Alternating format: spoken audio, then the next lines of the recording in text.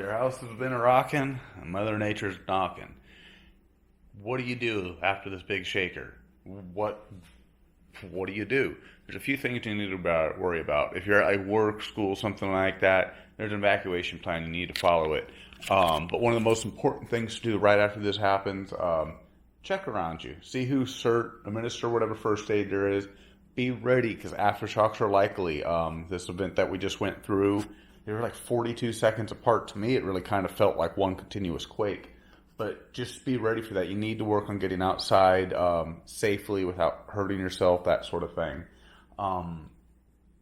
First aid to whoever's around close. You need to also think to yourself right away, you got to stay away from beaches and are below a dam. If there's a dam above you or that could potentially be affected, you got to keep that in mind, because you could have minutes to even only an hour or two warning before that water hits your house. So you need to, that it happened before, you need to be careful of that. First aid, evacuation plan, you got to be careful of your movements. There's a lot of things going to be falling down, broken glass, that sort of thing. Structures, a lot of newer wood houses with drywall and stuff like that, things fall down unless it's like you're right on the epicenter. If you're in a mobile home, it might fall off of its stilts or its landing gear or whatever. Bricks, chimneys, that sort of thing, especially older construction things or stuff that wasn't really built to newer earthquake code is going to be an issue. You need to be very mindful of that stuff. So egress the buildings, get out of everything as quickly and as expediently as possible. Be ready for those aftershocks. Take care of first aid. Now, there's a few things that you need to worry about with your house. You need to look for gas, water leaks, vent leaks, that sort of thing. But first off is first aid. Take care of yourself, your loved ones, and those around you. One of the next things you need to do is turn on some sort of radio. These are real cheap. They're available all over the internet. It'll do FM and it'll do all kinds of emergency bands. Turn it on, put it in FM mode or AM mode, and you can either scan over to weather stations. Typically, I find stuff on AM a lot better, but you'll scan around and find something that's reporting locally in your area. It's amazing what these things will pick up. You'll be like, wow, I'm hearing all kinds of chatter. There could even just be some locals in the area that are up trying to keep each other updated. There's a lot of awesome groups like that out there. So if you could tune in and listen in on something like that, be very careful not to transmit, but it's a good way to stay updated. Another thing is if internet and that sort of thing is working, you could, social media is quite amazing on updates and that sort of thing. So go to social media and check some of that stuff out. Now, gas, you want to smell or check for any gas leaks. You want to give it a couple good sniffs and make sure that you don't have any gas leaks. If you're smelling gas at either the stove or the water heater, you're going to have an issue. So you want to check water heaters and ranges. Any sort of heaters, anything that's supplied by gas, jacuzzi, that sort of thing. You want to smell for leaks. You can get down there, give it a good sniff. And you want to make sure your sniffer's working and calibrated. If not, have somebody come over. It's always a good idea to check for that. Sniff, and you want to make sure all the lines stayed intact. That's why you have these flexibles and stuff. So everything looks good and is not an issue. And you want to make sure that the straps are there, that nothing moved around or potentially be a problem. And you want to take a look up at your vent pipes and look all around them and give them a good look-see and make sure that you don't have any issues cropping up. Because if one of those things pops loose and it's not venting to the outside, carbon dioxide could build up and you will go to sleep for the last time. And yeah, let's not do that, folks. So if you do have a leak, one of the things you need to do is go outside and first thing you want to do is get outside, but open up all the doors and windows too. Do that carefully, shut off pilot lights and that sort of thing. But go outside, vent the house out, and then we need to shut the gas off. I'm going to go outside and show you how to do that. And also, same thing, check around and listen for water leaks. If anything could potentially running, that sort of thing. A toilet broke, washing machine moved around, and pulled the line loose out of the wall. Something fell over and hit it. Underground damage. You need to listen for that. So besides gas, let's go over what it takes to shut your water off. You do not need to shut your gas off unless you have a problem, because if you do, then you need to have somebody qualified to come out and relight it all. Mainly because it's gas. It could go boom in your face, and there could be air in the lines and that sort of thing that they need to bleed out, and make sure everything lights successfully. And it's better to let them go boom in their face because they're the professional and not you. So anyways, let's go wander outside and check this out. So my area has underground power. It's a transformer there in the street. If something were to happen, that'd be my little personal fireworks show. But you need to check for cracks and that sort of thing. If you do have power lines in your neighborhood, they could potentially be down. Even if power's not out, they could be feeding your neighbor's house or that sort of thing.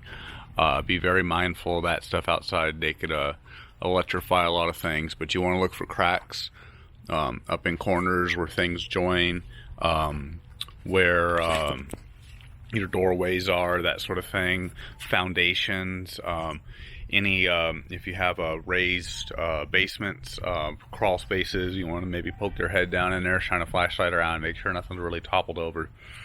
If you're not capable of doing that or questionable at all, contact your local city government. They're more than likely going to have people that are going to be able to come out fairly readily and check things out for you and assess the sort of damage and let you know kind of what's going on and what you're looking at. So yeah, let's go check this out. So again, you do not need to do this unless you smell gas leak or leaving. If you're leaving and it's the potential for high, if it's big and there are big aftershocks or whatever coming, because we had 164 30 hours or something like that before the 7-1 that we just had. And so if there could be another shock coming, that's why I'm filming this video right now. You're leaving, evacuating, it may be a good idea to shut your gas off, but just anticipate that you're going to need help getting it turned back on when you get back. But one way to, besides smelling your gas, let me show you these little wheels on here are what tells the gas people how much gas you used. And it kind of takes a second to understand this all. We don't really need to go into it. But this one is the quickest moving one. This meters a half-foot cubic feet of flow through your gas lines. This cubic feet an hour thing here will spin half foot 4 times for every revolution here, and this I think will spin have to spin 500 times for every revolution here, and then 10 time multiple after that. But anyways, that's math, and I'm not very good at it. One thing here, the gas company does have your back. This is a diaphragm, and inside of it there's some sort of earthquake safety check valve thing. So that will move and shut your gas supply off if there is a problem. But like a major flow leak. But this is how you shut your gas off if you have a problem. So you see this valve here, this is the part of the valve that you use, lack of a better term, a knob. Crescent wrench, something that everybody should have. You could accomplish this too with a set of pliers. I would not recommend using your teeth, but what you got to do is put it on the valve. And I'm not going to turn it because it's hard on the valves to do it, because you can actually create a leak by turning it. But you turn it so it's perpendicular sideways instead of being inline with like this that opens the flow up. You got to think of that as like the opening in the ball valve. So when you turn it this way perpendicular, it shuts off. It's kind of like that do not enter sign. That shuts off the gas to your house. There's still the line in. The city will have to worry about that, or your gas supplier. But it's kind of hard to notice. This is a fiberglass shell over it, and there's just a plastic line that runs down and out, and that's really kind of cool because plastic's super flexible. So now that we got that handled, let's go take a look at how to shut your water off. Alright, so it's a good idea to know where this is before you get started. This is your water main coming into your house, the supply line. Be careful, it's going to be full of creepy crawlies. This is the meter area. It's similar to the gas line. It's got a little wheel. That little...